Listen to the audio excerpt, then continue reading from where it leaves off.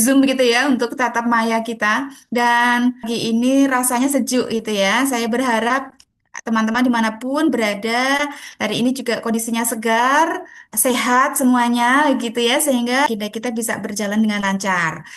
Nah, pembelajaran hari ini ada 3 jam. Karena ini tadi mundur kira-kira 15 menit, nanti saya izin juga menyelesaikannya, misalnya ada sedikit overtime. Untuk pembelajaran hari ini, nanti kita akan awali dengan review-review sebentar. Setelah itu nanti saya akan menyelipkan ada sesi pola memaparkan tugas kelompok, baik manajemen ASN maupun Smart ASN. Akan ada sesi pemberian feedback atau umpan balik terhadap penugasan-penugasan tersebut, dan di akhir itu nanti akan ada penguatan materi di manajemen ASN. Nah, kira-kira begitu untuk timeline ya, untuk rundown pembelajaran sesi kali ini. Nah, gimana teman-teman? Apa kabar ini? Sehat, Semuanya sehat alhamdulillah. ya? Sehat ya? 20 ya. 20 saya, terus kemudian ada Bu Fitri di sini, ada 20 peserta, semuanya lengkap. Saya berharap ini nanti tetap sehat gitu ya, jiwa raga, HP-nya, jaringannya semuanya lancar gitu ya. Nah, kita tentu masih ingat pembelajaran yang kemarin di pertemuan pertama kita. Ada yang masih ingat apa ada lupa ya? Saya berharap di hari Sabtu dan Minggu kemarin. Hari Jumat kita bertemu ya teman-teman untuk sinkronus 1 agenda 3. Ada yang masih ingat enggak kemarin kita membahas apa? Ada yang berbagi? Mbak Ani Lailatus Syarifah, Mbak mengingat apa Mbak kemarin? Hari Jumat kita ngapain saja? Mungkin bisa on mic? Ya, kemarin hari Jumat Hmm. pembelajaran tentang manajemen dan peran ASN. Hmm. Kemarin awali dengan kuis ya Mbak ya. Jadi Ya, kenal dulu terus pemaparan materi secara umum dari Mbak Ida. yeah. Terus ya bagaimana kita apa namanya bisa eh, sesuai dengan tupoksi kita. Kemudian diperkenalkan juga dengan sistem merit dalam Oke, ASN seperti terima itu. kasih Mbak Ani. Boleh ya kita kasih reaksi ya teman-teman. Jempol boleh, saya mau ngasih lope-lope. Biar pagi kita semakin... Sini ada Mas Angga. Mas Angga ada nggak yang ingin ditambahkan tadi dari yang disampaikan Mbak Ani? Iya Bu, izin menambahkan kemarin juga disinggung mengenai semata ASN, penugasan-penugasannya juga. Itu jadi bagaimana cara kita mengelola era digital zaman sekarang, bagaimana cara menyikapi maya dan sebagainya itu seperti itu. Hmm. Oke, terima kasih Mas Angga. Boleh ya kita kasih reaksi untuk beliau ya. Sedikit dari yang tadi disampaikan mengingat kembali ya dan menyambungkan pembelajaran hari ini dengan sebelumnya. Nah, di sini toh kita ada beberapa amanat begitu pembelajaran di Agenda 3 agar peserta latsar itu mampu mengembangkan kemampuan berpikir kritis terhadap konsep dan praktik pengelolaan ASN kemana-mana kalau di Agenda 3 bungkusnya ya manajemen ASN dan smart ASN gitu. Dan bahwa agenda 3 ini adalah pintu masuk menuju agenda ya, agar teman-teman nanti ketika masuk sesi coaching, habituasi itu tidak melangkah jauh dari isu-isu yang berkaitan scanningnya ada di agenda 3. Sementara yang diaktualisasikan atau diinternalisasikan adalah core values berakhlak, hanya itu. Baik, ini teman-teman kemarin juga ingat kan sore-sore sebelum kita tutup ada sesi sebentar banget itu tentang mengisi Mentimeter ya. Nah, begitu nggih. ASN profesional tuh yang bagaimana? Berakhlak, berdisiplin, berintegritas gitu ya, kompeten. Terus kemudian ada teman-teman menjawabnya jujur gitu ya. Sehingga ketika ditarik menyebutkan indikator, teman-teman kemarin ada tulisannya misalnya satunya kata dengan perbuatan, melayani dengan ada jawaban tentang eh, apa itu namanya selalu melaksanakan tugas sebaik-baiknya, hadir tepat waktu dan sebagainya. Sekaligus ada cerminan tentang sikap dan perilaku. Nah, beranjak dari hal tersebut, hari ini saya juga ingin agar teman-teman mau lihat bahwa satu sudut pandang ya, satu orang dengan yang lain tuh bisa jadi memiliki sudut dalam memaknai sesuatu. Misalnya nih, menurut Mas Hanifuddin ya, disiplin itu adalah A, B, C, D, E. Nah, sementara menurut Mas Dimas, disiplin itu akan memaknai kedisiplinan itu boleh jadi beragam antara satu dengan yang lain. Memaknai loyalitas, itu loyalitas yang bagaimana, begitu ya. Apalagi ketika nanti sudah makan. Jadi tidak ada keseragaman di dalam kita melakukan pekerjaan. Misalnya sama-sama mengerjakan e-kinerja, itu antara Mas.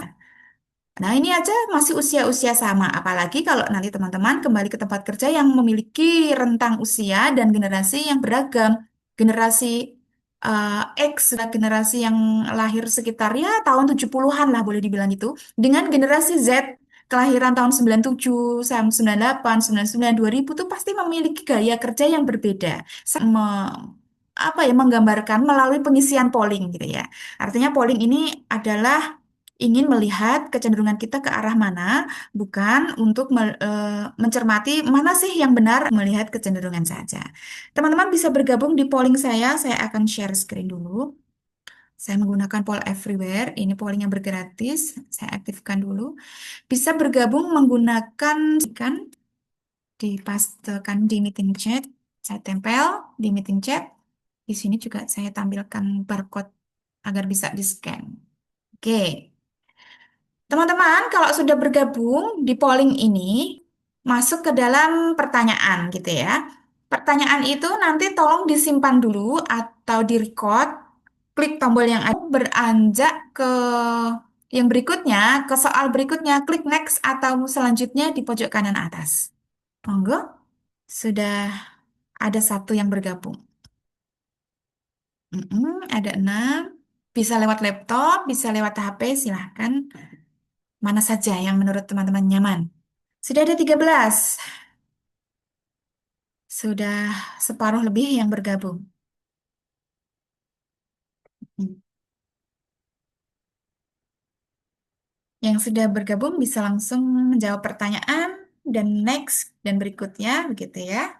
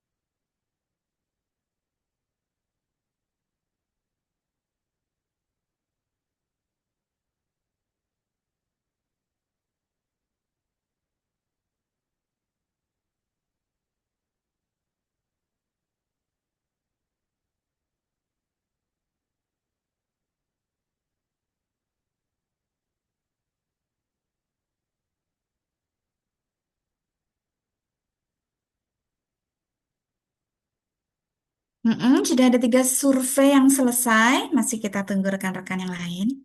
Nah, sengaja di agenda 3 ini saya sajikan ya penyampaian materi dengan menggabungkan aplikasi-aplikasi online begitu ya, agar nanti teman-teman bisa mengambil mengambil apa ya, hikmah gitu ya. Hikmah di mana kok diambil, agar bahwa memang cara kerja dengan memanfaatkan internet itu akan bisa jauh lebih murah gitu ya, kita bandingkan dengan model-model konvensional seperti saat latsar gitu, tidak meninggalkan keluarga, masih tetap bekerja dengan segala plus minusnya.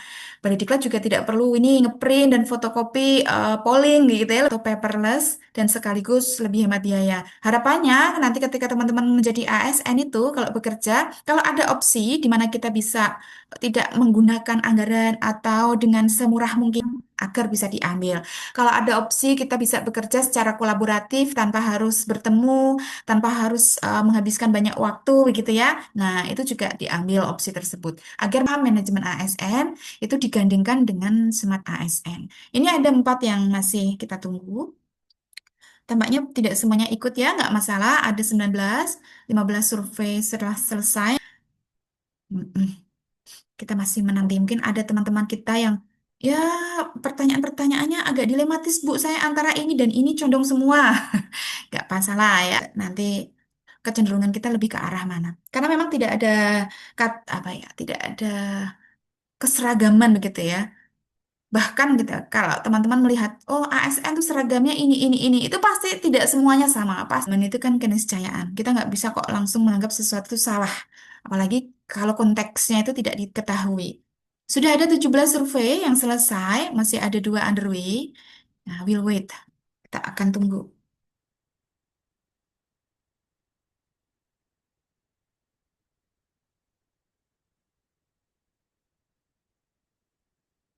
Tinggal satu lagi.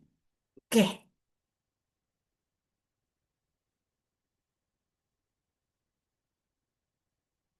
tinggal satu lagi.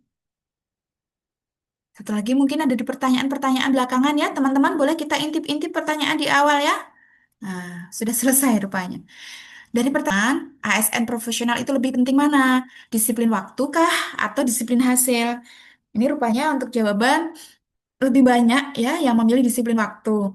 Dimanapun ini disiplin waktu itu apa ya tidak ada toleransi misalnya hadir pukul 7.30 itu artinya kalau jenengan hadirnya 7.35 atau bahkan 7.31 itu dianggapnya sudah ini maksimal disubmit pukul 23.59 kok sudah melewati 1 menit setelahnya berarti sudah ganti hari. Kalau ukurnya jelas gitu ya untuk disiplin waktu. Namun yang mementingkan disiplin hasil ketimbang disiplin waktu. Misalnya gini ya, daripada gitu ya, daripada dikumpulkan buru-buru tetapi hasilnya tidak maksimal, Anda toleransi sekitar 1 jam nah, gitu ya untuk terlambat dari sisi waktu tetapi hasilnya jauh lebih matang. Nah, ada tipe-tipe yang seperti itu. Jadi, kinerja yang lebih baik gitu ya, itu bisa diukur dari hasil. Maka kenapa di dalam e-kinerja BKN teman-teman melihat ada penilaian dari aspek kuantitas juga. Tetapi ini boleh ya, boleh jadi akan menjadi merupakan satu arahan baru bahwa profesional ASN tidak lagi dari jumlah saja, namun juga dari hasil atau dari kualitas. Pertanyaan kedua, gaya kerja yang paling Anda sukai sebagai ASN itu apa ini? Misalnya ya, sesuai SOP, keren. Memang begini, sesuai regulasi memang begini ya, teman-teman ya. Kerja-kerja kita terstruktur, fungsional kita itu kan jelas ya arahannya kemana berang, melakukan tugas-tugasnya guru.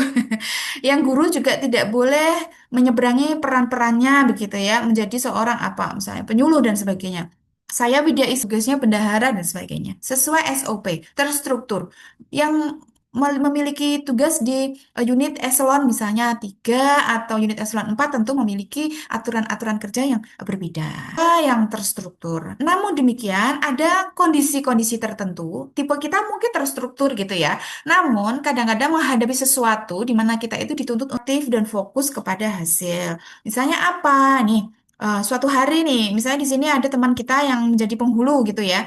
Penghulu ya tentang nikah, Bu, tentang pencatatan penegakan regulasi undang-undang perkawinan dan sebagainya. Namun suatu hari ada warga gitu ya datang ke KUA bertanya tentang hal-hal ASN Kemenak nih karena memang itu adalah panggilan tugas meskipun itu tidak sesuai SOP kita, tidak sesuai JF kita, tetap kita layani. Misalnya di sini juga ada kadang-kadang teman-teman kita ya, taunya beliau bekerja di kantor Departemen Agama. Nah, kalau masyarakat kan masih mengatakannya Kandepak gitu ya. Kerja di Kemenak. Nah, tapi sebagai apa kan kadang tidak tahu. Penyuluh agama Kristen suatu gaji lama. Tapi kapan ya saya berangkat? Tolong dong saya dicarikan info, saya berangkatnya kapan. Nah, kalau kita misalnya memiliki gaya kerja yang rigid gitu ya, jangan sampai deh. Nah, pada saat-saat tertentu kita bisa dituntut untuk bisa lebih fleksibel. Kadang-kadang melintas batas tusi kita gitu ya. Atau SOP-nya peserta pelatihan itu harusnya ikut MOOC dulu peserta Latsar. Ikut MOOC setelah dapat nilai barulah. Namun ternyata ada kemungkinan MOOC dari LAN itu tidak bekerja dengan baik. Mungkin hang, mungkin tidak dipakai. Sementara Bu, saya sudah diundang ini masuk ke Latsar. Bagaimana dong nilai MOOC saya belum dapat. Nah, dalam situasi ini kita tentu dituntut untuk bisa mensiasat. Siapa Mbak Aisyah ini nggak ikut latsar sekarang, besok sudah ganti temannya ini, sudah berurutan begitu ya, ini datanya sudah masuk, oke, sehingga diberi tenggat waktu dan minggu pertama menyelesaikan MOC. Itu artinya kita fokus pada hasil. Ada tipe-tipe kerja yang seperti ini, agar kita nanti dalam melaksanakan tugas, teman-teman tidak terlalu terkejut gitu ya, dengan gaya-gaya kerja yang beda-beda. Tentu menyesuaikan semua harus serba fleksibel. Tentu tidak boleh misalnya kok tiba-tiba eh, akses-akses tertentu misalnya yang harusnya megang website Prakom, eh, kata sandi, akun dan sebagainya di-share kerja sama-sama kok. Nah, itu harus dilihat konteksnya. Dalam dunia ASN, nih pertanyaannya, siapa yang harus jadi agen perubahan? Maksud saya, tetapi untuk kelompok satu dan 2 ini rupanya paling banyak menjawab tentang pimpinan. Pimpinan ini memang memiliki peran yang sangat besar di dalam melakukan sebuah perubahan di unit tugas, begitu. Kadang-kadang semua tuh main perubahan. Teman saya juga bisa jadi agen perubahan. Namun teman-teman di sini ya mayoritas memilih pimpinan. Karena kadang-kadang boleh jadi kita lihat ya di banyak tempat ada suatu perubahan yang pelan-pelan. Namun demikian ketika pimpinan itu berganti, tiba-tiba apa yang sudah jadi agenda reformasi gitu ya, agenda perubahan itu atau misalnya ada sebuah tempat atau lembaga yang boleh dibilang masih jauh dari ideal. Namun tiba-tiba datanglah seorang sosok pimpinan yang dia teladan, contoh yang bagus, menegakkan disiplin sehingga sosok ini mampu membawa perubahan di dalam unit yang awalnya jauh dari ideal. Nah, ini saya melihat melihat pola-pola yang kita harus yakin gitu ya pada diri kita bahwa masing-masing kita itu bisa menjadi agen perubahan. Masing-masing kita itu memiliki peran untuk eh, mengubah hal yang mungkin belum ideal menjadi jauh lebih ideal. Apalagi ini teman-teman ya mengikuti pelatihan dasar. Kan bekalnya itu jauh lebih bagus daripada kami menjadi CPNS, kami mengikutinya pelatihan-pelatihannya tuh di klub prajabatan. Jadi belum ada model-model habituasi, aktualisasi seperti sekarang. Belum ada dorongan-dorongan untuk nahan di tempat kerja. Nah, ini yang nanti akan kita usung dalam pelatihan dasar agar dalam agenda 4 habituasi itu teman-teman bisa melakukan perubahan gitu ya, bekerjanya dan sebagainya. Pertanyaan berikut, kalau ada aturan yang tidak relevan dengan kondisi sekarang nih, teman-teman ini mayoritas menjawab mengusulkan perubahan. Regulasi itu kan dibuat manusia ya, sementara manusia itu sendiri yang mengelola sistem. Kalau ada ketidaksesuaian, kita boleh untuk mengusulkan perubahan. Nah, sementara itu, kenapa sih ada yang tidak relevan tetapi saya tetap patuh? Kenapa gitu ya? Oh, bisa jadi karena memegang prinsip bahwa ASN itu melaksanakan regulasi. Selama regulasi belum berubah, poinnya itu tentu berbeda, ya. Bukan ini untuk dibenturkan, bukan. Tetapi karena teman-teman itu menjawab ini berangkat dari sudut pandang yang berbeda. ASN itu kita melalui beberapa tahap ya, teman-teman. Kadang-kadang misalnya, teman-teman sebagai guru mengusulkan perubahan itu tidak langsung usul ke Menteri Agama untuk melakukan perubahan. Itu tidak, kita tidak bisa lakukan. Kita bisa usulkan ya telaah-telaah kebijakan gitu ya. Jadi public policy itu aturannya memang mengikat dan bagus, tetapi dia tetap memungkinkan untuk diubah. Tentunya terbuka. Kemudian pertanyaan berikutnya. Menurut Anda, profesionalisme ASN lebih terasa kapan? Apakah ketika taat aturan, ataukah ketika memberikan pelayanan terbaik? Teman-teman banyak yang menjawab ya, lebih terasa ketika taat aturan, Bu, gitu ya.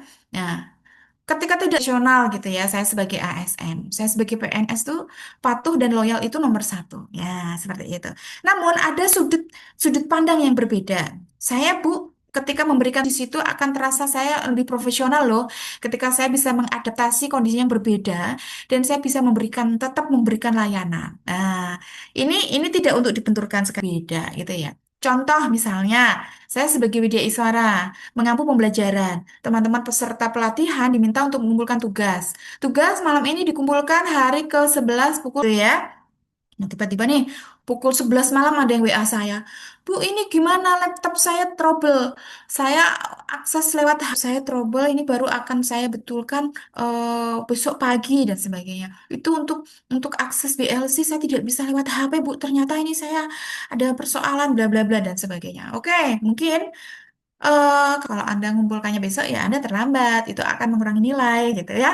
Kalau Anda mengumpulkannya harusnya malam ini melalui BLC, nggak boleh lewat WA, kirimnya lewat BLC nanti menuhin WA teman-teman. Karena kadang-kadang ada rasa kemanusiaan gitu ya. LMS dibuat memang untuk memudahkan, tetapi pada situasi tertentu, oke nggak apa-apa, silahkan kirim ke saya sebagai bukti Anda telah menyelesaikan melalui BLC karena itu adalah aturan gitu ya agar lebih terdokumentasi agar yang tahu file itu tidak hanya saya tetapi juga panitia penyelenggara dia yang tahu. Nah, berarti saya berusaha nih menjembatani kondisi-kondisi kedaruratan atau kondisi-kondisi yang memerlukan disiasati. Ada kondisi-kondisi tertentu kadang-kadang pada saat melaksanakan tugas ya teman-teman kadang-kadang kita tidak menaati yang mengajar mapel atau pelajaran tertentu itu kan harus guru lulusan pelajaran tersebut nih. Misalnya mengajar matematika. Ini lulusan pendidikan matematika begitu ya. Dan mendapatkan guru-guru yang lulusan pendidikan matematika. Maka kadang-kadang dilihat nih, oh ada di sini guru misalnya, ada Ibu A gitu ya. Beliau titelnya SPDI, lulusan PAI gitu ya. Tetapi beliau pinter matematika, dimintalah ngajar matematika. Terpaksa Bu di sini nggak bisa ini em, mengontrak guru lain. Nanti juga kalau kami ngontrak apa darahnya terbatas, dua nanti JP Anda juga masih kurang. Anda harus terpenuhi JP wajib mengajarnya sehingga Ibu meskipun lulusan PAI ya diminta untuk mengajar matematika. Kadang-kadang ada ya teman-teman kita akan kalau bisa memilih, apakah Anda lebih suka bekerja di lingkungan yang diberi kepercayaan dan tanggung jawab, ataukah di lingkungan yang penuh arahan dan banyak nih jawabannya. Lebih suka bekerja di lingkungan yang di mana Anda diberikan kepercayaan dan tanggung jawab. Nah, sementara ada kalau bekerja itu ya ada arahannya, ada pengawasannya gitu ya. Nah, eh, ini ada gaya kerja yang beragam gitu ya.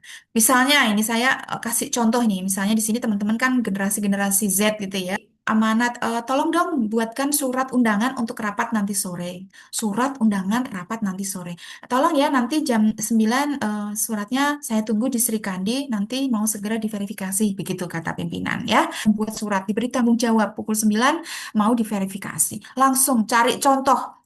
Nggak usah apa tuh namanya izin Bu suratnya yang seperti apa ya. Anda tipe yang lebih suka bekerja di lingkungan yang diberi kepercayaan dan tanggung jawab akan satu mencari contoh dari manapun ya. Kedua mencari KNA, tata naskah dinas, format suratnya dilihat. Habis itu cek pegawai yang mau diundang bla bla bla bla. Surat baik Bu, nanti saya jam 9 saya akan konfirmasi kembali. Ya, karena Anda diberi kepercayaan dan tanggung jawab. Setelah itu Andi tolong dicek untuk perbaikan dan lain-lain, nanti bisa dikembalikan ke saya. Tetapi kalau tipenya nih, tipenya ya, misalnya orang-orang seperti era saya gitu ya, Mbak Ida saya tunggu ya gitu. Oh baik Bu, saya bikin dulu nih. Saya print gitu ya, atau saya capture, screenshot, saya WA-kan. Apakah begini? Mohon arahannya. Nah begitu ya. Jadi, oh oke. Oh anu Mbak, redaksinya kurang bagus nih. Tolong dong yang bagian ini diedit. Oke, cek, cek, cek, cek. Saya screenshot lagi. Silakan Bu, ini yang sudah saya edit. Apakah ada perbaikan di komponen lainnya? Oh, di awal formatnya, fontnya beda nih. Tolong dong, fontnya dirapikan. Nah, ada pengarahan-pengarahan, ada pengawasan-pengawasan, dan kalau sudah yakin baru saya upload lah itu di tipe begini beragam. Teman-teman nanti akan mendapati di tempat kerja ada sih tipe pekerja yang sedikit-sedikit minta diarahkan, sedikit-sedikit senang kalau diawasi pimpinan gitu ya. Jadi lebih nyaman kalau sendirian. Tetapi ada tipe yang ketika diberi kepercayaan itu justru lebih termotivasi. Wah, aku diberi kepercayaan nih, aku akan menampilkan cara kerjaku ya, yang truly genuinely me begitu. Optimal ketika teman-teman tuh diberikan tanggung jawab penuh. Mana yang lebih mencerminkan profesionalisme ASN menurut Anda? Apakah cara kerja dan loyalitas? Ini nampaknya peringkat pertama di adaptif dan berdampak ya. Jadi cara kerja kita ini memang sudut pandang yang baru gitu ya. Jadi ASN profesional itu di mana kita patuh saja terhadap regulasi dan aturan gitu ya. Tetapi diukur juga dampak kerjaan kita itu seberapa dalam gitu ya. Kerjaan kita terhadap masyarakat yang dilayani. Kalau guru terhadap anak-anak yang dididik gitu ya. Kalau penyuluh dan penghulu tentu lebih ke masyarakat. Kalau di Kemenag juga sama. Jadi pihak-pihak yang kita layan, mereka puas, mereka tentu bisa meningkatkan gitu ya, outcome namanya ya, dampak yang lebih luas gitu. Teman-teman juga nantinya di beberapa tahun mendatang tuntutan terhadap adaptif. Nah, adaptif ini kan luas ya cakupannya. Salah satunya memahami sedang ada dalam kondisi yang bagaimana situasi dan sikap kita. Di sisi lain, kita memegang teguh regulasi. Di sisi lain, kita itu melek terhadap situasi yang berubah-ubah. Maka menjadi sosok ASN atau PNS yang adaptif, ada pihak yang menyatakan bahwa profesionalisme ASN Bu itu lebih tercermin ketika dia itu patuh dan loyal. Itu tidak bisa kita salahkan ya.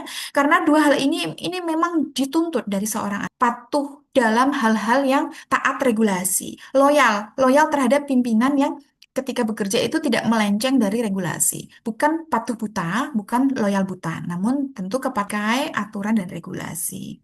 Menurut Anda, apakah ASN Gen Z bisa lebih profesional dari generasi sebelumnya? Nah, ini menimbang dan menilai diri jenengan semua nih ya, teman-teman ya. Lebih profesional jika diberi ruang dan pembinaan. Rupanya ini mendapat jawaban yang terbanyak. Dan hanya beberapa ya yang menjawabnya tidak karena kurang pengalaman dan orientasi jangka panjang. Banyak yang menjawabnya positif ya, profesional. Satu, teman-teman ini masuk CPNS-nya begitu ya melalui CAT, melalui seleksi yang saya lihat itu jauh lebih transparan gitu ya. Rekrutmen CPNS di tahun misalnya 2000 dan sebelum tahun 2000-an gitu ya. Jadi dari sejak rekrutmen CPNS-nya juga lebih akuntabel. Terus teman-teman ketika menjadi nilai-nilai berakhlak, habituasi, aktualisasi, paham tentang manajemen ASN, begitu. Kemudian ketika nanti jenengan menjadi PNS, sudah menduduki jabatan fungsional. Jadi betul, kalau Anda berpikiran positif, diberi ruang dan pembinaan Bu ASN regional, begitu ya. Nah, kemudian di pertanyaan yang terakhir, apa yang paling penting untuk membentuk ASN Gen Z yang profesional? Ini rupanya jawaban teratas adalah semangat pribadi. Dibentuknya itu kan melalui latsar, melalui pembinaan, melalui apa ya? Teman-teman pastinya ada di sini penguatan-penguatan unit organisasinya gitu ya. Lebih sadar tentang nilai berakhlak. Yang kedua, penting juga agar di tempat kerja itu ada bunyi sembunyi, tidak ada kucing-kucingan yang boleh ikut pembinaan pengembangan profesi hanya orang-orang tertentu atau sistem kerjanya yang masih jadul, masih manual, masih ada rangkaian tugasnya belum modern. Nah, itu tentu akan menghambat. Penting juga untuk bentuk ASN Gen Z yang profesional melalui pelatihan berkelanjutan. Pelatihan dasar semacam ini penting. Kemudian juga nanti teman-teman ada pembekal entah kampus, entah unit-unit yang menyelenggarakan, ada manajemen talenta gitu ya, manajemen pelatihan berkelanjutan diselenggarakan oleh kementerian dan lembaga. Dan nyata dari pimpinan agar pimpinan tidak hanya omong-omong saja, tidak hanya ya sebaiknya kita bla bla bla. Kalau orang zaman dulu era saya tuh bilang itu jargoni itu ya. Ya jargoni, istilahnya ngajari aksi nyata yang bisa memberikan teladan real agar bisa diikuti oleh bawahannya atau pihak-pihak yang dibina seperti itu. Nah, ini teman-teman memiliki eh, sudut pandang yang lebih luas bahwa di tempat kita bekerja dan dimanapun itu tipe-tipe orang bekerja itu beragam. 99 2000 beberapa tahun lagi ASN entah itu PNS atau P3K yang masuk dalam unit tugasnya jenengan semua ini akan diisi oleh anak-anak yang lebih muda-muda ini ya. Semua ada berapa teman-teman pelatihan dasar itu masih baru lulus gitu ya, kelahiran tahun 2001, ada mungkin kelahiran 2002 saya belum nemu. Itu masih fresh graduate, masih baru lulus beberapa bulan gitu ya. Terus kemudian ikut. Nanti teman-teman ini akan menemui banyak generasi-generasi yang jauh lebih muda dan lebih beragam, memiliki cara kerja yang lebih berbeda, memiliki sikap yang berbeda gitu ya. Nah, kesadaran itu kita tumbuhkan sebagai basis untuk menjaga harmoni di tempat kerja. Era saya gitu ya, yang jadul dikit-dikit minta dibantu. Kalau ada aplikasi-aplikasi, Mbak, tolong dong ini gimana ya, Mbak? Kok nggak dicatat sih? Sini Bu, saya ajari Bu, sini saya jelaskan langkah-langkahnya. Tapi tolong ya sambil dicatat, biar nanti kalau lupa bisa ingat, gitu ya, bisa lah.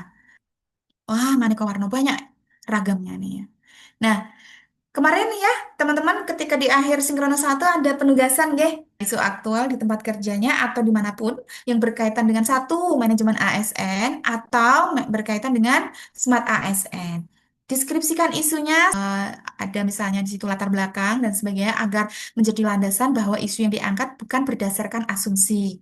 Kemudian sajikan juga ya apa solusi gitu ya, solusi alternatif isu tersebut terhadap tempat kerja, terhadap masyarakat, terhadap apa yang menjadi sasaran binaan kita gitu. Gimana kita presentasinya kelompok satu atau kelompok dua dulu ini? Kelompok dua dulu ya, nggak apa-apa ya. Nanti disusul dari kelompok satu. Karena kemarin saya membaginya, maaf ya teman-teman ya, kalau misalnya saya membaginya kelompok besar, karena saya berangkat dari memahami waktu kita tidak banyak. Namun kalau lagi jadi kelompok kecil, jadi kelompoknya isinya 5-5, nggak masalah. Tapi nanti yang presentasi cukup dua saja, ya. Yang lain bisa mengamati gitu ya, arah presentasinya. Oke, kelompok dua tentang apa ini? Kelompok dua ada Mas Vicky, ada Mas Bayu, ada Mas Gozi, ada Mas Hanif. Ini bentuknya share screen atau bagaimana Iya, Bu share yang screen. kemarin? Iya Mas Alia, share screen aja. Mas Handita, share screen. Nanti silakan speak gitu ya, presentasi silakan. Luwes saja.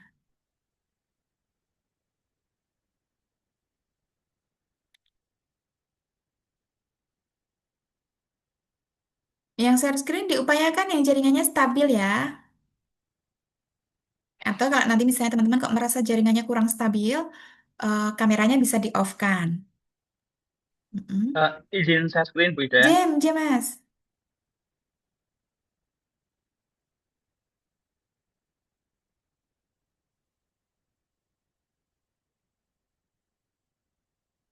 Mm-mm. Oke, manajemen ASN ya. Iya Bu, di kelompok 2 setelah agenda Zoom dengan Bu Ida, kami langsung bertemu di Zoom untuk mengamati dan menelaah penugasan. Kami membagi dua karena di perintahnya di PLC pun juga dibagi dua, Iya. baik ya, yang kami kelompok 2A, absen 1, 11 sampai 15 itu manajemen ASN, dan 16 sampai 20 smart ASN.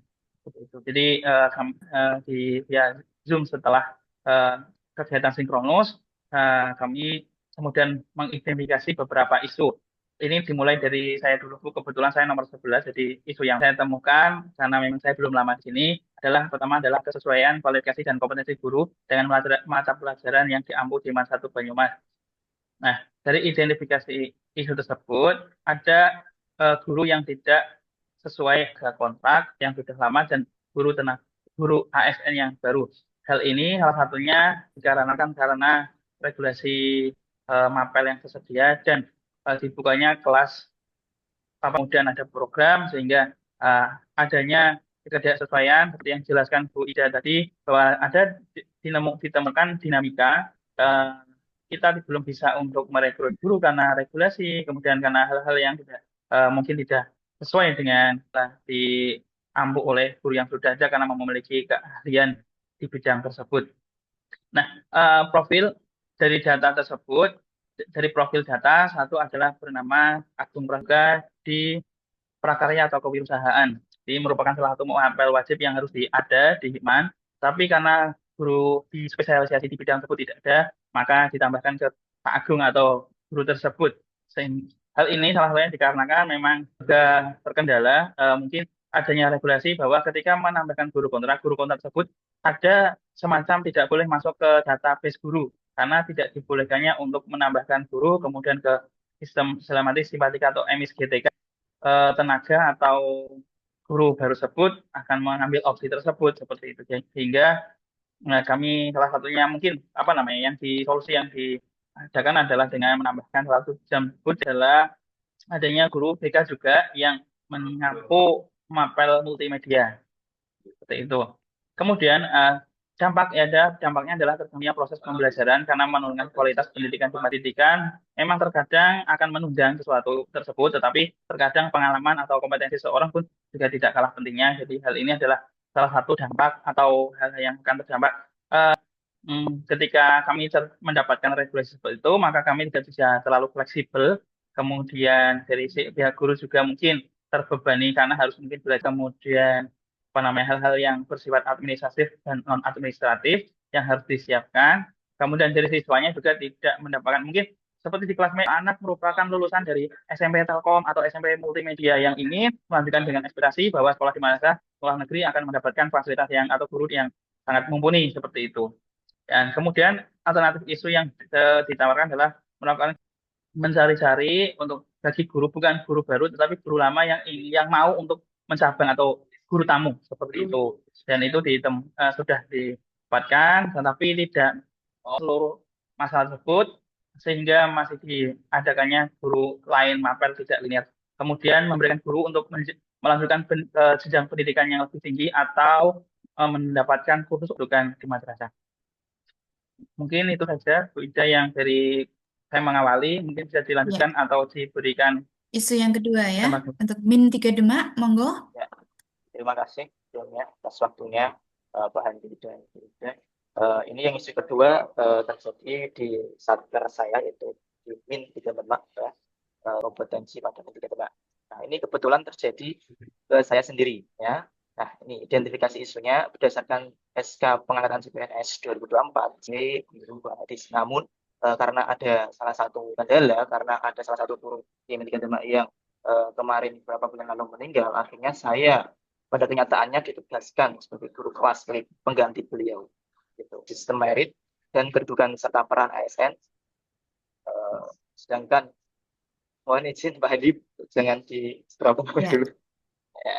Nah, sistem merit menekankan pada penempatan sesuai kualifikasi, kompetensi, dan kinerja, sedangkan kondisi saat ini menurut jabatan yang ditetapkan. Mungkin data dan faktanya yang pertama itu dari CPNS saya. Ini mohon maaf saya hanya share Iya, link nggak aja ya Bu, apa-apa. karena kalau butuh memenuhi Mm-mm. halaman. Terus yang kedua kondisi sekolah yang saya sampaikan tadi, adanya juga yang tidak bisa terhindarkan. Ya, halnya salah satu guru atau tenaga kerja di Media Demak. Bukti atau data yang selanjutnya yang C, penugasan site ini berdasarkan pada data internal Media Demak tahun ajaran 2025 dan 20, atau 2026. Itu ada yang data yang keempat, kualifikasi akademik. Latar belakang saya S1 PAI sebenarnya. Ini mungkin mendukung pengajaran matematika. Tapi namun juga memiliki kompetensi pedagogis yang umum sehingga dianggap mampu mengatasi kurikulum. Kurang ke bawah, dampak dan pihak yang terkena dampak jika isu ini tidak diselesaikan. Yang pertama dampaknya terhadap ASN, potensi penurunan motivasi kerja. Kemudian yang kedua terhadap mutu pembelajaran nanti pada kelas 5A khususnya yang kelas yang saya ampuh berpotensi kurang optimal karena kemudian yang ketiga terhadap sistem merit dampaknya menurunnya kredibilitas implementasi sistem merit di lingkungan kerja. Yang keempat terhadap pengembangan sesuai formasi yang dapat mempengaruhi penilaian kompetensi di masa depan. Nah, itu dampaknya. Kemudian pihak-pihak siapa saja yang terkena dampak sesuai informasi. Kemudian dua, siswa kelas 5A. Itu siswa yang saya ajak. Kemudian alternatif pemecahan isu. Waduh, scroll ke bawah sedikit lagi, Pak. Tapi jangka menengahnya mengusulkan penambahan formasi guru kelas pada pengajuan formasi CPNS atau P3K berikutnya. Tadi sampaikan Pak Aulia tadi, itu sebenarnya 11-12 sama, Ya. Bu. Kayak gitu, khususnya. Nah, kemudian kalau jangka panjangnya, memperkuat manajemen SDM antara guru yang formasinya apa dan kompetensinya apa, kebutuhannya apa. Gitu. Yang terakhir, mengoptimalkan pelaksanaan sistem merit sehingga penempatan ASN benar-benar berbasis Mm-mm. kualifikasi dan kebutuhan oleh Iya. dari atau isu yang ketiga.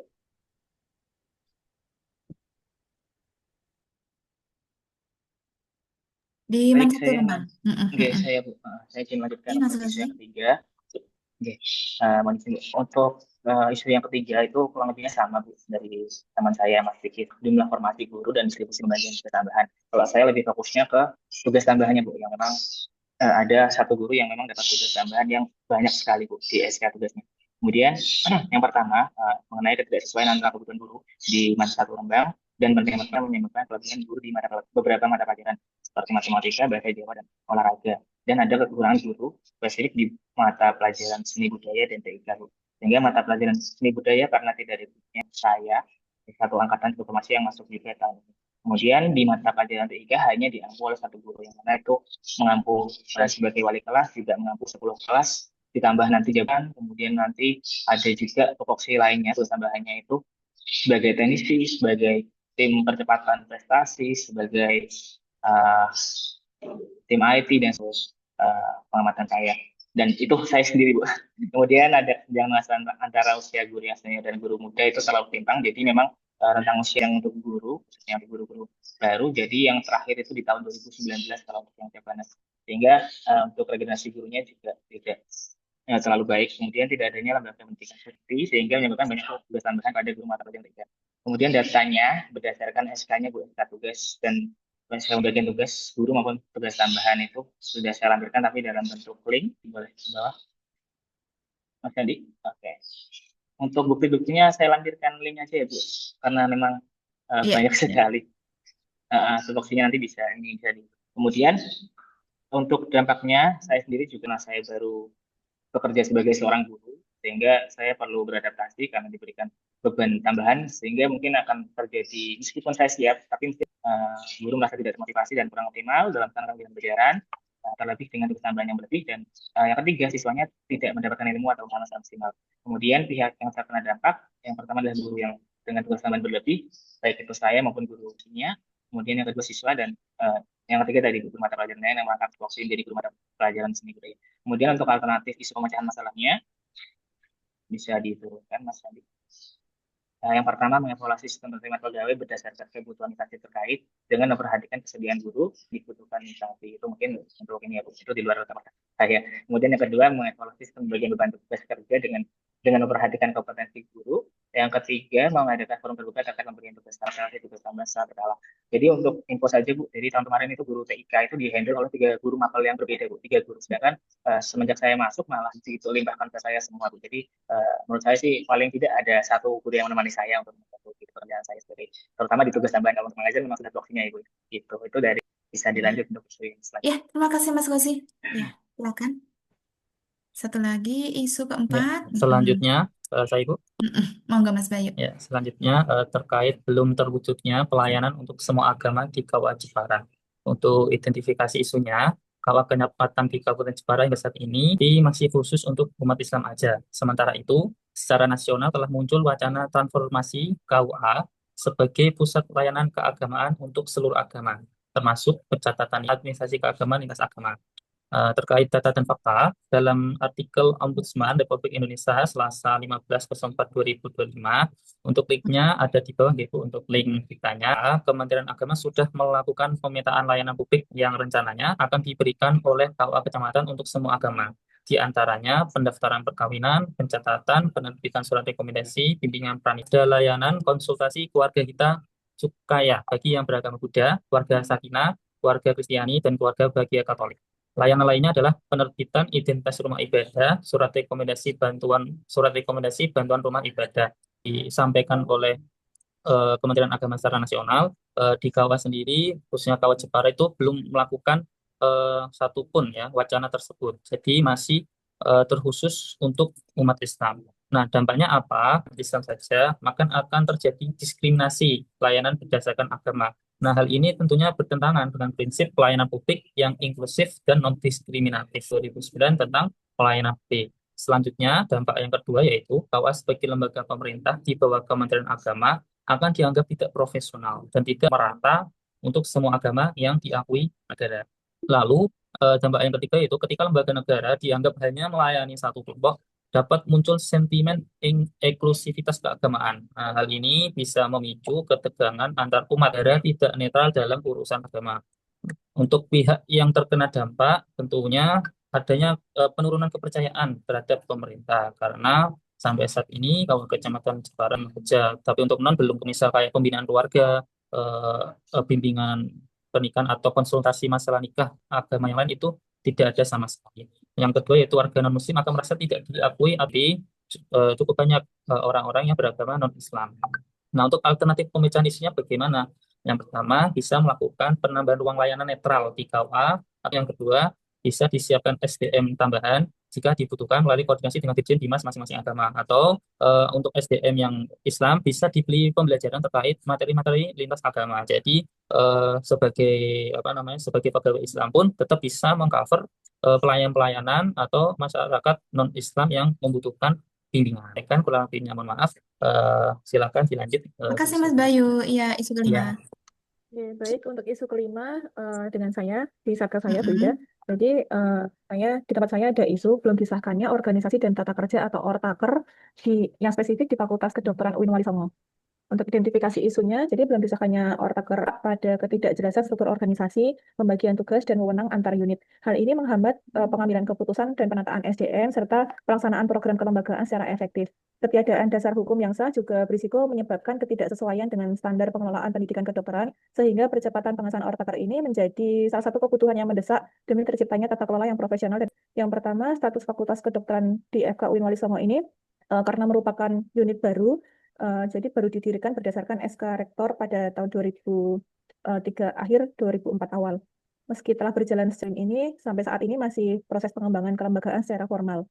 Kemudian belum disahkannya ortaker hingga saat ini Agustus 2025, ortaker khusus untuk FK UIN belum disahkan secara resmi oleh Kementerian Agama Republik Indonesia dan instansi sementara yang mengacu pada ortaker universitas secara umum. Jadi belum ada ortaker secara khusus untuk FK.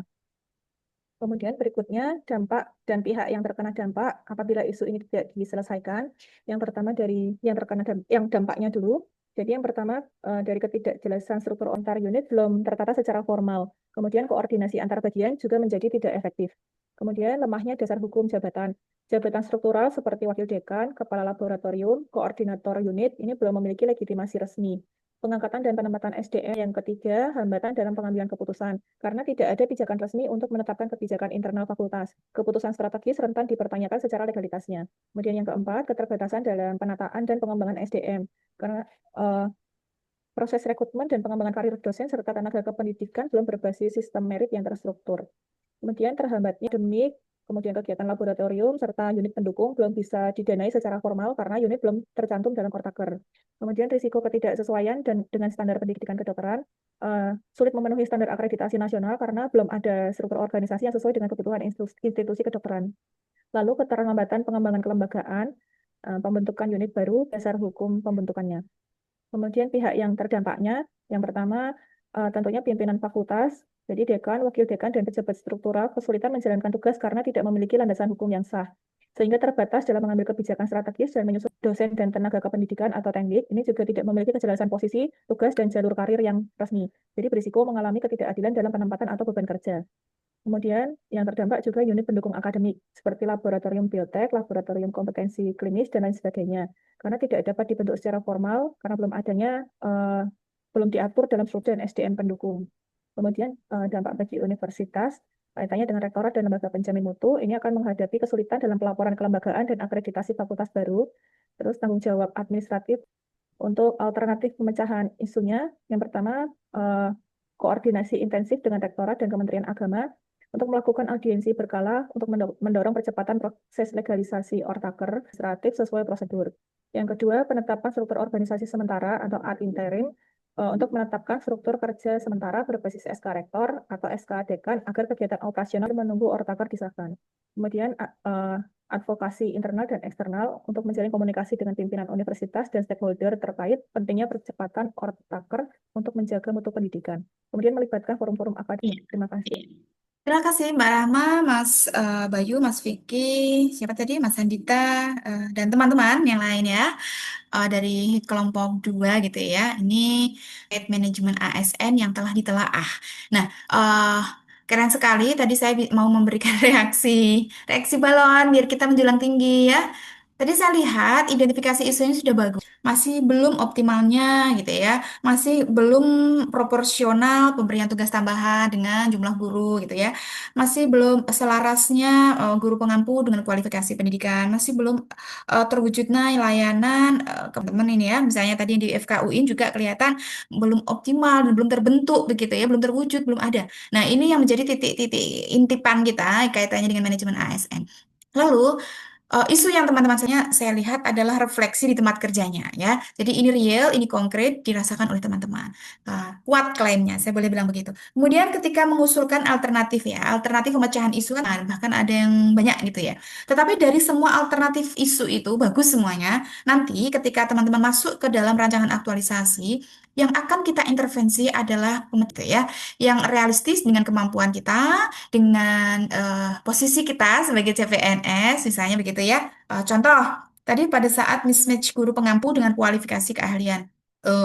Mas yang merekrut begitu ya. Oh, tentu merekrut itu penting, tetapi yang main di situ bukan saya sebagai CPNS. Oke, yang kedua apa gitu. Yang kemudian yang ketiga adalah mengadakan kursus guru-guru yang akan diberi tugas mengampu mapel yang tidak sesuai dengan kualifikasi keahliannya. Nah, itu menjadi opsi. Oh, saya bisa nih melakukan itu. Jadi dari sekian alternatif penyebab dari suatu masalah terjadi, tetapi alternatif yang akan diambil teman-teman pada saat nanti masuk ke agenda 4 adalah pemecahan isu yang bisa kita intervensi sesuai dengan kemampuan sebagai CPNS, sesuai dengan wewenang kita gitu ya, dan sesuai dengan jangka waktu yang tersedia. Nah, saya tadi lihat itu ya, ada misalnya isu yang satu, kemudian kedua dan ketiga, meskipun yang ketiga ya, tadi yang tidak proporsionalnya antara tugas tambahan gitu ya dengan SDM yang tersedia itu memang ada di situ kita pahami bahwa sebetulnya perlu ada analisis beban kerja yang real gitu ya di tempat kerjanya.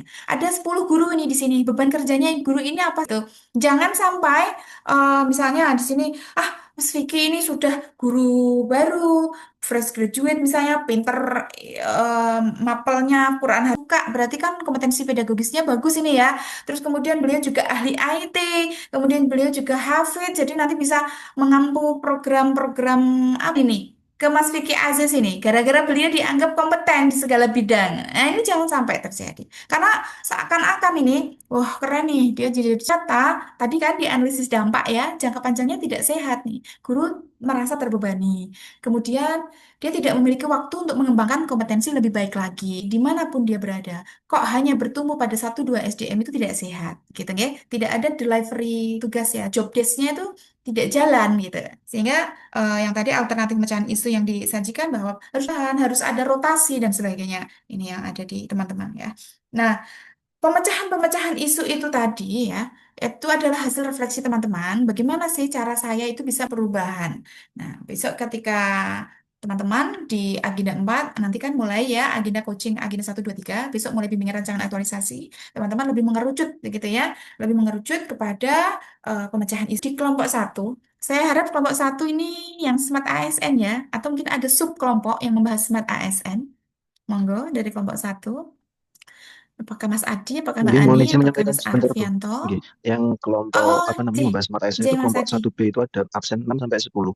Kelompok saya itu membahas manajemen Mm-mm. ASN. Nah, ini mohon izin saya mewakili kelompok kami memohon maaf ternyata ada kesalahpahaman tugas. Yang kelompok saya bahas itu sesuai dengan PPT yang jenengan sampaikan itu membahas isu-isu aktual yang terjadi. Jadi bukan Enggak di apa-apa. apa namanya cuma Enggak yang masalah. kami bahas cuma satu isu aja tidak apa-apa gitu. Oh, enggak apa-apa. Ya, Oh, iya. nonton. Yang kaitannya dengan Oh, Smart ASN monggo yang saja. kelompok 2B berarti. Heeh. Nggih, Jadi kelompok 1B. 1B nggih. Mbak Hidayatun misalnya, enggak Oh, itu Mbak disebut. Ya, nggih. silakan. Apakah kelompok 1B sudah Pak bisa on mic? Pak Dimas berkenan. Bismillah. Nah,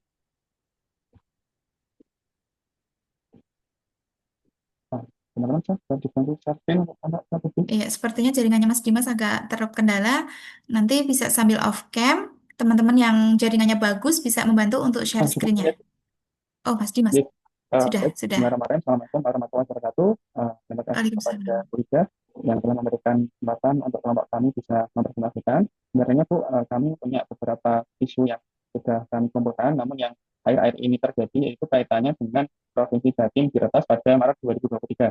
Nah, ini tentunya isu ini tidak hanya terjadi pada apa namanya institusi ini, namun bisa terjadi di institusi kita. Nah, di sini bahwa berita ini disampaikan bahwa situs Badan Penelitian dan Pengembangan Balitbang tidak hanya diretas, ternyata disusupi oleh situs judi online. Dan ini mungkin teman-teman bisa browsing tidak hanya situs ini saja, beberapa situs juga dihinggapi, disusupi hacker. Bahkan yang terakhir dari teman-teman rumah sakit kemarin menyampaikan situs punya narkotik psikotropik. Jadi kalau teman-teman apa namanya kerja di rumah sakit seperti itu, tiap sebulan sekali kami melaporkan narkotik dan psikotropik itu dipakai berapa detail seperti itu aja kena situs judi online seperti itu. Nah, isu ini tentunya kita kalau tidak hati-hati, situs kita itu bisa juga terkena serangan seperti ini. Jadi, situs sudah terkena disusupi judi online seperti itu.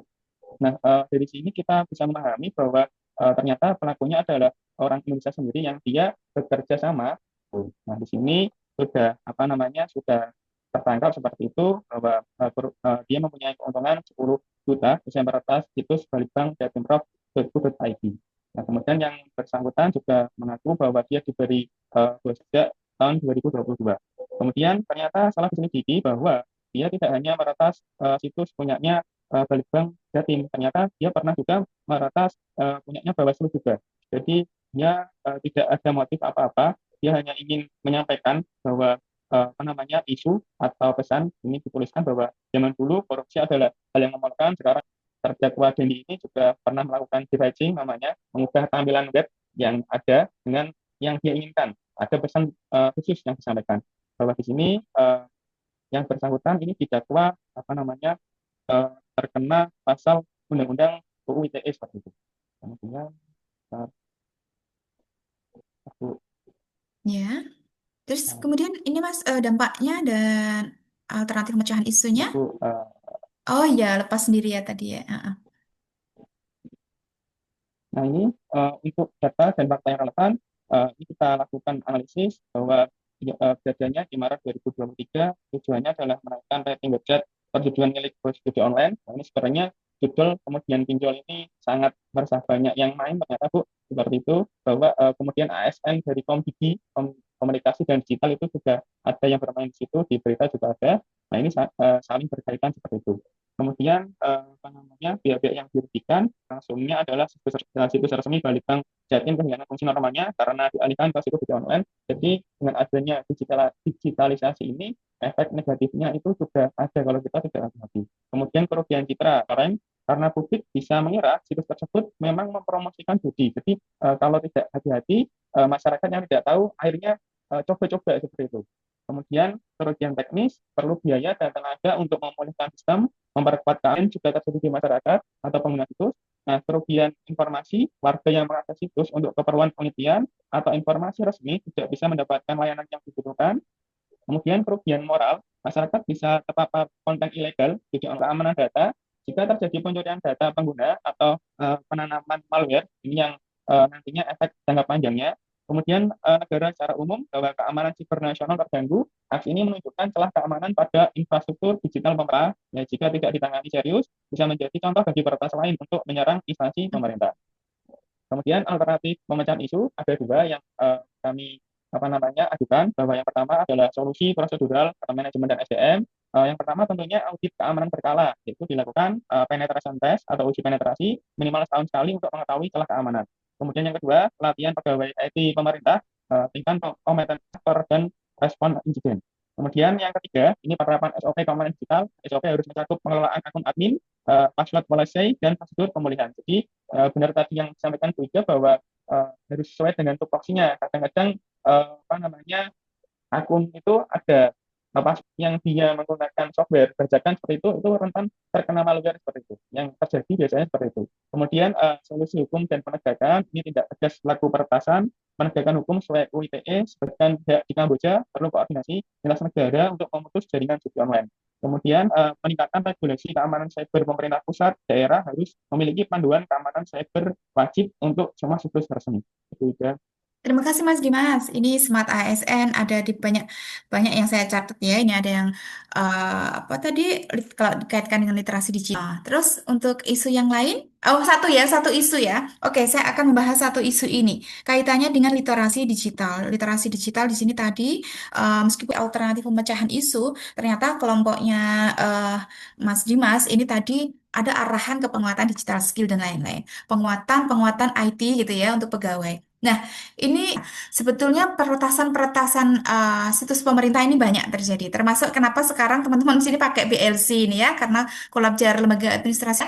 Bayangkan se-Indonesia CPNS ribuan kemenak saja di Balikdiklat Semarang aja 2000 lebih itu yang akan ikut latsar. Pemerintah kabupaten dan lain-lain itu ya bisa puluhan ribu ya yang mengakses kolab Jarlam pada waktu yang sama karena trafiknya tinggi. Ini jadinya apa tuh namanya bisa di hackable website pemerintah kadang yang dengan domain.go.id itu juga menantang para hacker ini untuk membajak ya. Apalagi tadi di kasus pertama motivasinya jelas untuk menaikkan rating ya menaikkan rating di kliknya kita mempertimbangkan banyak hal gitu ya.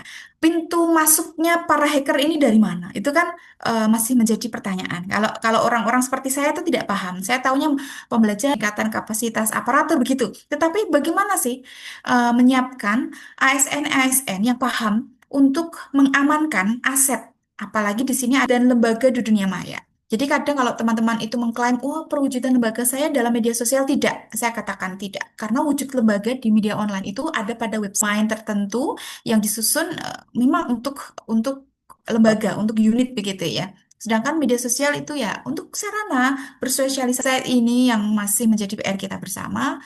Tetapi jauh sebelum itu, kita bisa melihat ke perangkat kita masing-masing, teman-teman ya. Kadang-kadang di madrasah, di KUA, itu mengakses internet, bermedia digital, itu pakai laptopnya sendiri. Ada beberapa yang menggunakan PC kantor, cek keamanan. Apakah di situ sudah ada antivirus? Apakah di situ dengan legal atau dengan cara ilegal? Nah, Kadang-kadang kita tergoda, pengen Bu, saya pakai Office, tapi sayangnya, oh ya, pintu masuknya di situ kadang-kadang. Pintu masuknya ada di situ. Kemudian kadang-kadang kita mencampurkan gitu ya, apa akun-akun email kita gitu ya di perangkat yang nih, idafitridian@gmail.com. Itu saya pakai di laptop, pakai di HP saya, pakai di tablet saya, pakai di PC saya, pakai. Terus kemudian itu terkait saya pakai buat Mentimeter, saya pakai kerjaan kantor. Nah, kadang-kadang kita tuh seneng gitu ya mengakses website atau aplikasi tertentu atau AI dengan mencantumkan email kita banyak kan? Mungkin kalau teman-teman udah banyak, tapi era-era saya tuh biasanya emailnya satu atau dua. Itu aja yang dipakai.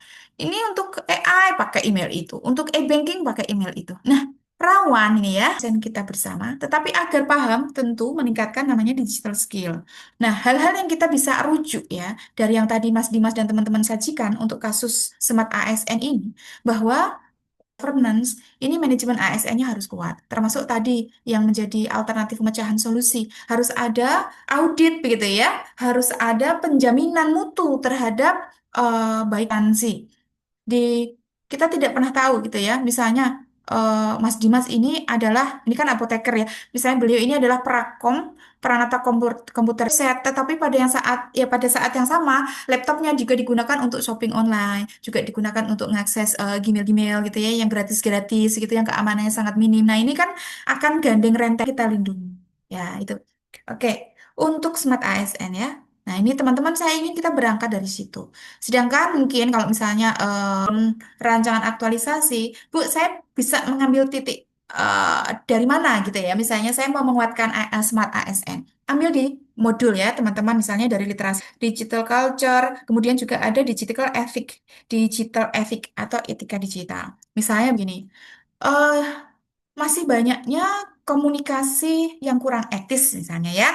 Eh, Komunikasi publik atau komunikasi lembaga tercampur dengan komunikasi privat. Atau misalnya masih banyak adanya pegawai gitu ya yang belum paham, belum bisa membedakan antara ranah privat dan ranah publik informasi kantor. Kadang-kadang terjadi ya, terjadi kita tanpa sengaja membagikan data-data kantor, membagikan data-data pihak-pihak yang kita layani demi agar dilihat orang betapa sibuknya kita gitu ya. Selesai jam 4 baru selesai gitu sambil capturing momen gitu ya. Misalnya kita mendata sesuatu atau rapat sharing lah hasil rapat kurang menggembirakan entah bagaimana padahal gitu ya membagi informasi-informasi tersebut yang kaitannya dengan digital culture ini tadi yang disajikan oleh teman-teman kelompok satu ini mewakili ya demi gitu ya demi meraih cuan gitu ya mengorbankan atau membajak situs pemerintah kita sendiri. Nah, ini kan loyalitas kita sebagai WNI ini kan dipertanyakan gitu, nggih. Nah, ini tentu tidak mau ya teman-teman ini melihat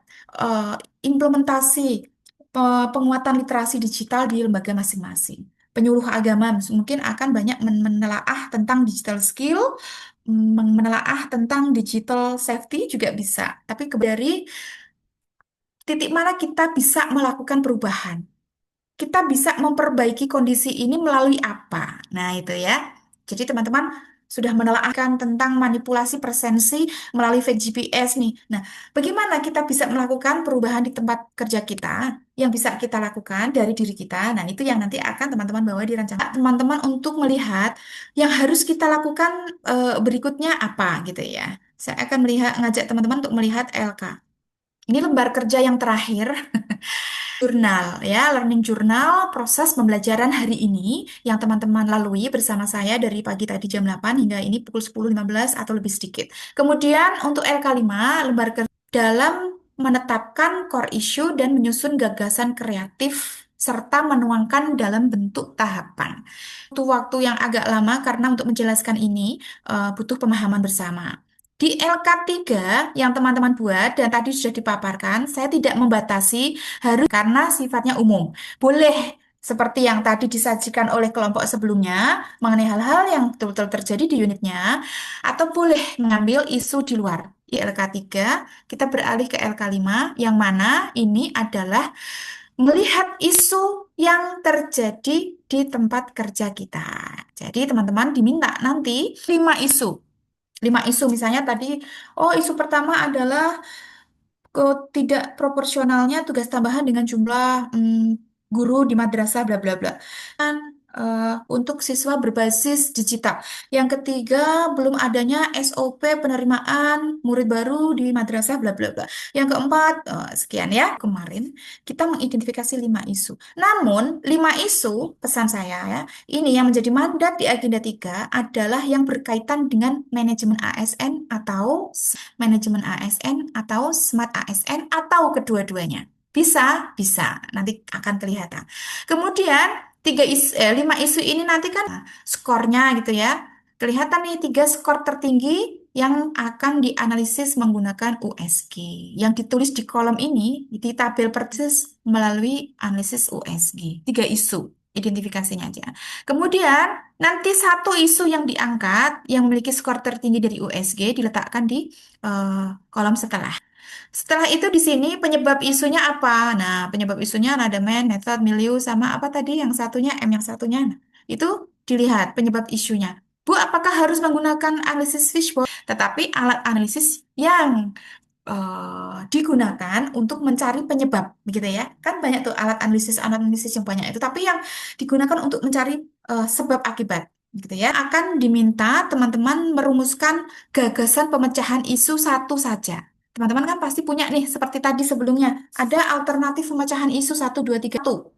Satu saja yang menjadi konsep judul. Konsep judul ini menggunakan format atau formula. Solusinya apa? Seperti tadi misalnya isunya Mas Bayu gitu ya, belum terwujudnya layanan semua agama di KUA Kecamatan Jepara. Itu kan, nah misalnya solusinya adalah penyediaan ruang layanan semua agama untuk mewujudkan layanan publik eh, apa ya, yang transparan, bebas diskriminasi di KUA Kecamatan. Mengetengahkan solusinya apa, kemudian isunya apa, dan lokusnya di mana. Itu untuk tabel 1 ya. Kemudian untuk pemecahan isu tadi, saya meminta teman-teman menuangkan dalam 5 kegiatan. Untuk penyediaan ruang layanan misalnya tadi ya, agama, layanan keagamaan di KOA, itu yang pertama Bu, saya akan melakukan ini identifikasi kebutuhan untuk ruang layanan tersebut bersama mentor saya. Kegiatan kedua, saya hingga kami bisa berbagi di dalam tim ini siapa yang akan fokus ke sarana prasarana mebeler, siapa yang akan fokus pada pembuatan SOP, dan siapa yang akan fokus pada kegiatan ketiga, Bu. Saya mau ini nanti ada sosialisasi bahwa KUA Kecamatan Jepara sudah siap menerima layanan-layanan semua sih adalah pemuka-pemuka agama, pengelola rumah ibadah, dan pihak-pihak yang selama ini melayani pernikahan atau perkawinan di agama-agama tersebut. Setelah searching dan sekaligus melakukan layanan pertama selama 1 minggu. Ini nanti yang akan saya lakukan. Setelah itu kegiatan terakhir adalah evaluasi dan monitoring dan sebagainya. Jadi bayangkan untuk mengusungkan dan 5 kegiatan ini ada tahapan-tahapannya. Teman-teman catatkan di sini tahapannya apa saja. Setiap tahapan nanti akan menghasilkan output ya. Output yang ditulis di sini bahwa nanti akan menghasilkan bukti dukung berupa apa. Pada saat saya berkoordinasi dengan mentor, output saya adalah hasil koordinasi dengan mentor dan dokumentasi misalnya ya. Pada saat outputnya adalah terbentuknya tim kerja penyediaan ruang layanan semua agama. Nah, gitu. Jadi output ini mencerminkan barang yang akan kita peroleh dari tahapan kegiatan ini. Nah, bisa dimengerti. Hal yang teman-teman nanti di agenda 4 akan aktualisasikan adalah core values ini. Jadi, saya minta tolong teman-teman di dalam core values berakhlak dengan kegiatan yang teman-teman lakukan. Dalam mengidentifikasi, di dalam saya membuat rencana gitu ya, saya akan bersikap transparan. Penulis akan melakukan kegiatan relevan. Dinarasikan bagaimana cara teman-teman mengaktualisasikan core values berakhlak melalui kegiatan ini. 1, 2, 3, oke. Jadi kalau boleh saya meminta dalam satu kegiatan jangan hanya saya boleh, 5 boleh, silahkan. Kemudian keterkaitan dengan mata pelatihan agenda 3. Misalnya di sini, saya mengidentifikasi kebutuhan penyediaan ruang layanan semua agama dengan cermat dan teliti menggunakan di sini kode perilaku ASN. Kebutuhan penyediaan ruang layanan ini dengan memanfaatkan survei online, yakni Google Form, gitu ya. Terus, hasil identifikasi saya sajikan infografis berbasis Canva, digital skill yang masuk di situ. Agak ya. Ini loh yang saya pahami dari pembelajaran Agenda 2 dan Agenda 3 untuk melakukan kegiatan perbaikan di tempat kerja saya. Sementara kontribusi visi dan misi organisasi tidak usah punya nih, di madrasah punya, di kampus punya. Nah, misalnya kaitannya dengan ruang layanan, oke, di sini saya akan menguatkan misi organisasi mewujudkan tata kelola lembaga yang akuntabel, transparan, dan visi organisasi menyediakan layanan keagamaan yang berkualitas dan bermutu. Nah, tentu ini mencerminkan apa yang ada dalam kegiatan. Kegiatannya tadi ya teman-teman 1, 2, 3, 4, 5 untuk tahap aja gitu ya yang mencerminkan mau ngapain. Outputnya adalah kita gunakan output atau bukti dukung kata bendanya. Saya kira tidak masalah untuk difahami. Untuk kegiatannya minimal ya 5. Artinya nanti ini teman-teman kalau masuk di rancangan aktualisasi. Nah, saya di sini meminta teman-teman sajikan minimal 5 agar 4 itu sudah ada. Kok misalnya nanti menurut penguji yang satu kok nggak cocok ya? Berarti kan tidak terpenuhi itu 4 kegiatan pemenuhannya ya. Nah, ini ada di tabel ketiga. Tabel ketiga ini saya pesan khusus gitu ya, agar nanti teman-teman dalam proses coachingnya tidak masalah. Nah, di sini adalah 5 isu yang misalnya tadi ya, kurang proporsionalnya tugas tambahan guru dengan jumlah SDM di madrasah ini, belum terwujudnya layanan digital bagi siswa madrasah ini, belum penerimaan siswa baru di madrasah bla bla bla. Nah, itu nanti kaitannya dengan manajemen ASN apa? Dengan smart ASN apa? Minimal satu ya keterkaitannya, kalau enggak empat.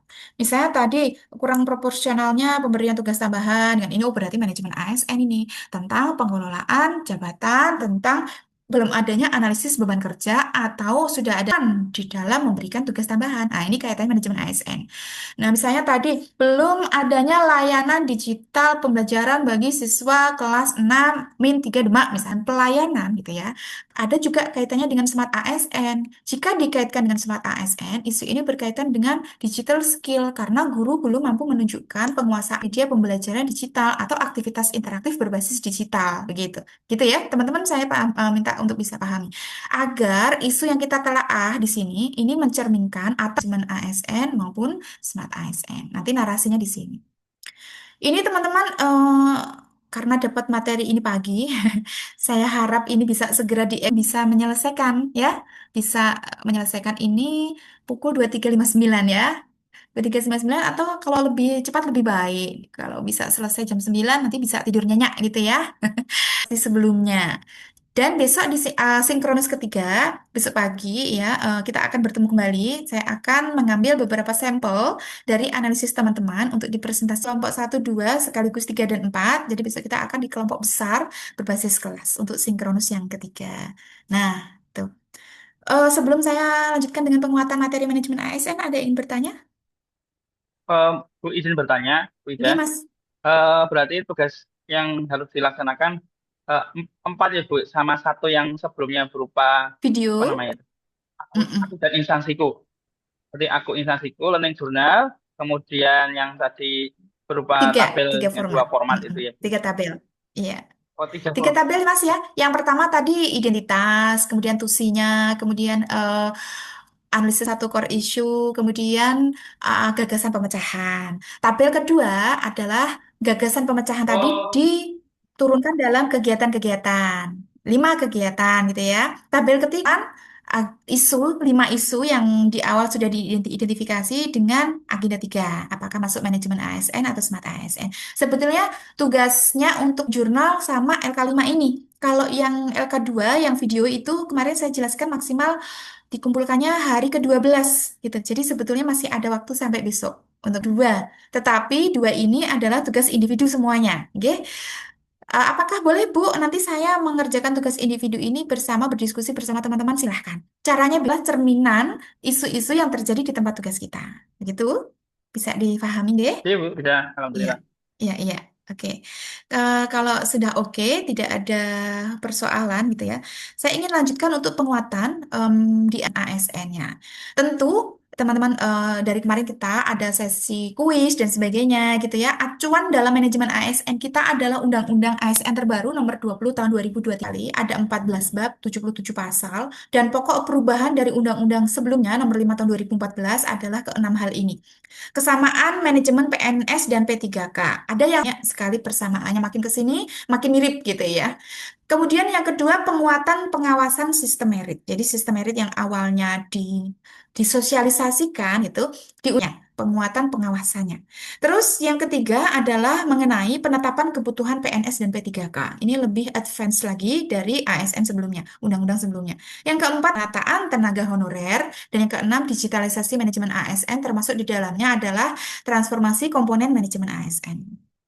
Ini sistematika di undang ada 14 bab, masing-masing itu ada di undang-undang ini yang diterjemahkan dalam peraturan kepala BKN, ada aturan-aturan teknis sebagai turunan dari UU ASN. Ini kita cek ya, ada banyak poin yang dibahas di sini dari kode etik, kode perilaku. Ini saya share di depan teman-teman ini agar memperluas cara pandang kita.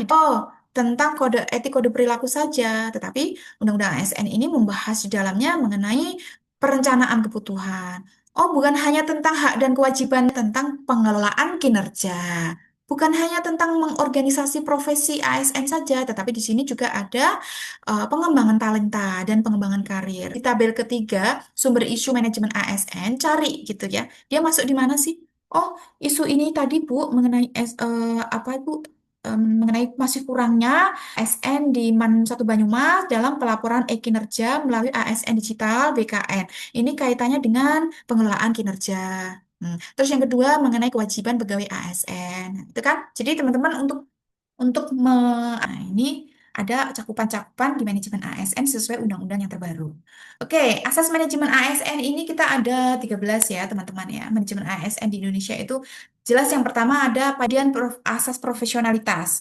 Kata kuncinya mengutamakan keahlian. Landasannya kode etik dan kode perilaku. Kemudian di manajemen ASN di sini ada proporsional dan kewajiban. Agar manajemen ASN ini yang dikejar-kejar bukan hanya kewajiban terus, tetapi juga haknya, gitu ya. Kalau ASN ini diberikan tugas, diberikan beban, tapi dia juga boleh berhak mendapatkan reward. Kaitannya dengan reward ini ada reward yang bersifat material, ada reward yang bersifat non-material. Nanti boleh dibaca di undang-undangnya.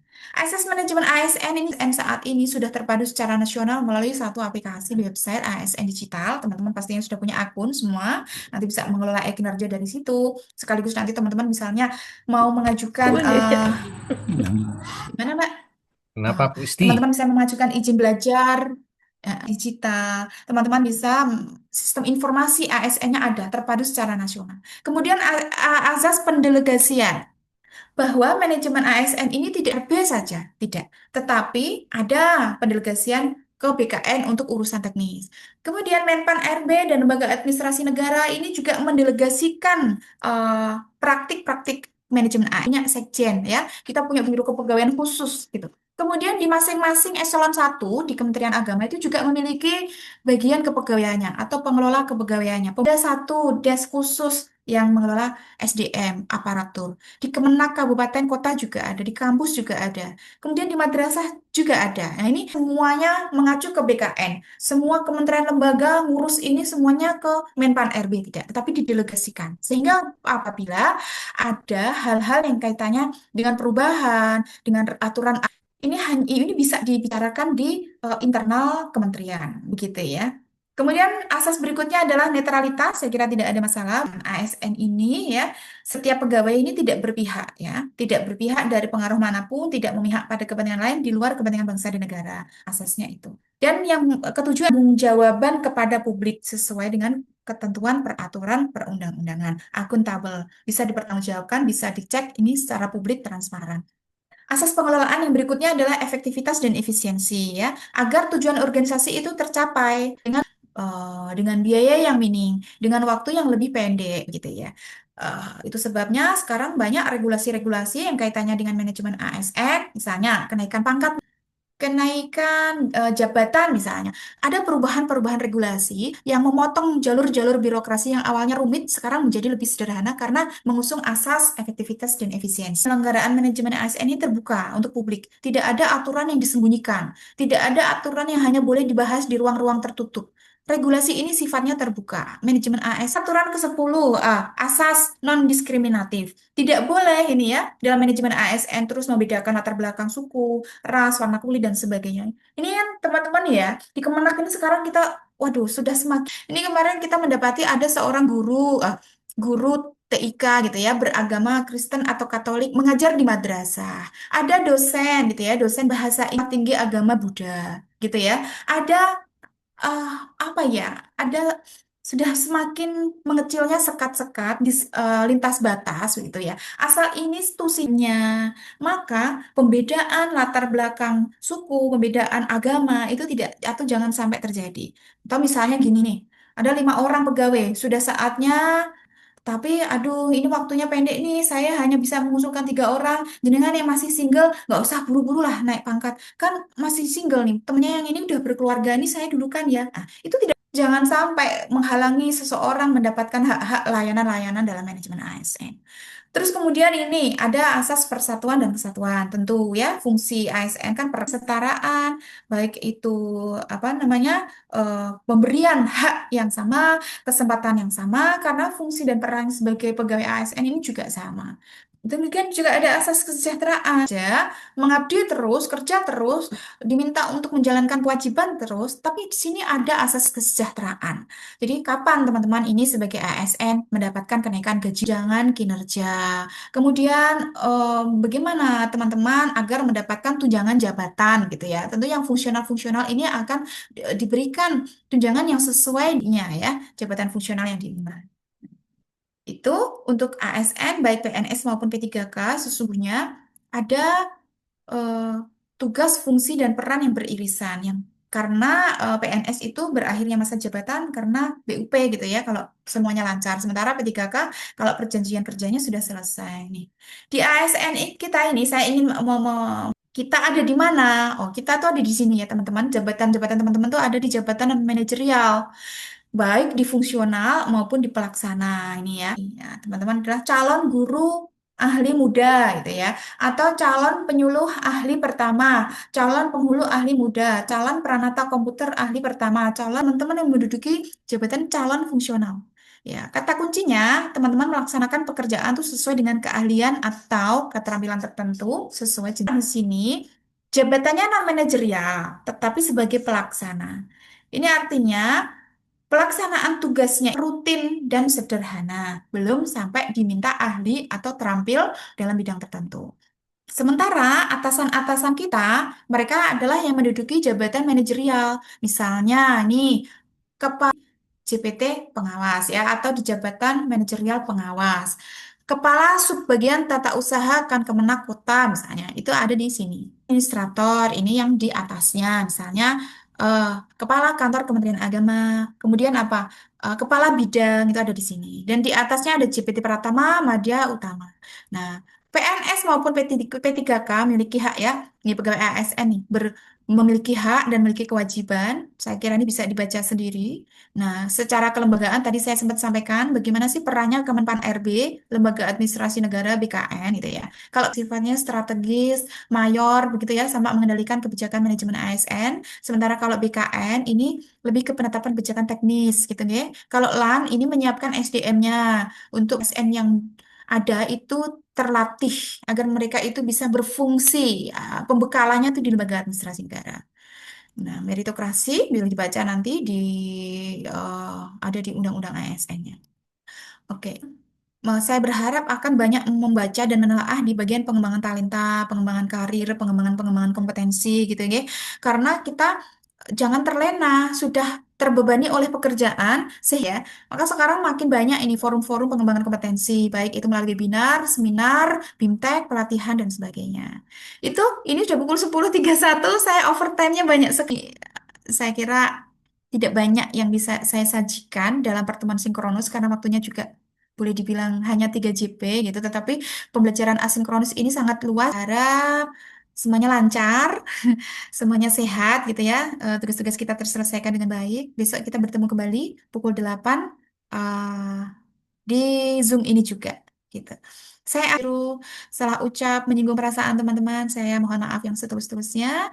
Saya akhiri bila taufik wal hidayah. Wassalamualaikum warahmatullahi wabarakatuh. Salam sejahtera, selamat siang. Waalaikumsalam. Waalaikumsalam warahmatullahi wabarakatuh. Iya, Terima kasih, Bu. ya sama-sama. Ini Mas Komi, hmm, nggak ada ya. Oke, teman-teman boleh leave Zoom.